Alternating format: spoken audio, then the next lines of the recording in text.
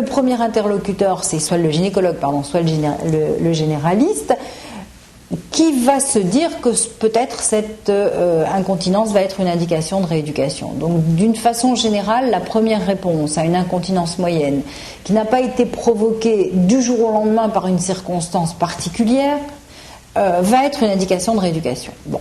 Donc le médecin va envoyer la patiente chez le kinésithérapeute. Le kinésithérapeute va faire un bilan, c'est-à-dire qu'il va interroger sa patiente, il va l'examiner et il va regarder si sa musculature pelvienne, c'est-à-dire celle qui intervient dans l'incontinence, est une musculature de bonne ou de mauvaise qualité. Le but de cette première approche va être de rendre une musculature de mauvaise qualité meilleure et d'apprendre à tout le monde à s'en servir.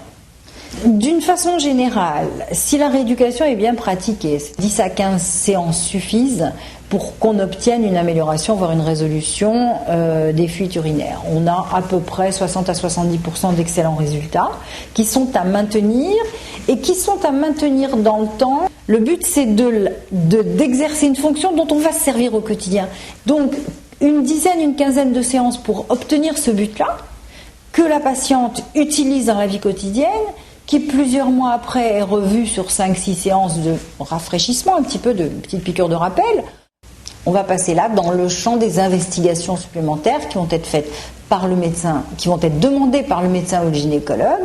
Et à ce moment-là, on va voir s'il y a des facteurs plus organique. Est-ce qu'il y a une faiblesse sphinctérienne? Est-ce qu'il y a une excitabilité de la vessie plus importante? Est-ce qu'il y a des facteurs liés aux antécédents de la patiente? Est-ce qu'elle prend des médicaments qui peuvent favoriser une incontinence? À ce moment-là, écoutez, les choses prennent un peu plus d'ampleur. On passe aux examens, puis aux traitements médicaux éventuellement, aux traitements chirurgicaux éventuellement. Au début des traitements, on demande aux patients à quel degré ils évaluent la gêne dans leur vie. Et ce degré de gêne est très différent suivant les gens. Donc notre rôle à nous, aussi bien en rééducation qu'en médicaments, qu'en prescription de médicaments, ça va être lié à ce que nous décrivent les gens. Vous voyez, ça c'est un peu différent du traitement médical strict où on dit « vous ferez ça ». Et là, si notre patiente, elle va être améliorée à 50% ou à 60% ou à 70%, ça ne va pas être apprécié de la même façon. Est-ce que vous pouvez vivre comme ça? Est-ce qu'on peut vous donner des petits moyens?